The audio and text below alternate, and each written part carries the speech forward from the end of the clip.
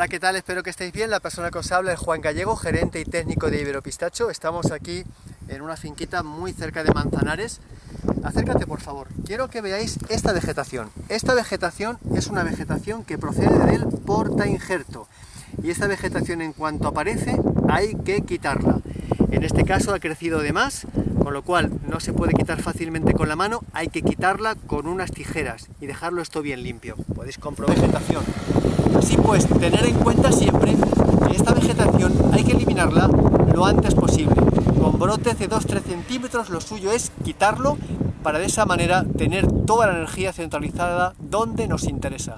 Sin más, daros las gracias, os invito a que paséis a iberopistacho.com. Si no estáis registrados, que os registréis, que el sistema os mandará unas claves para que podáis acceder a la parte interna, que hay un mundo de información. También os invito a que paséis a nuestro canal de vídeos, a YouTube, que os suscribáis. También os invito a que paséis a nuestro blog para que podáis estudiar todos los artículos que estamos poniendo semana tras semana, que son muy interesantes, y estamos a vuestra disposición por Skype, por teléfono, por WhatsApp, por Telegram, por correo electrónico, las 24 horas, 7 días a la semana. Muchas gracias, pasadlo pistacho.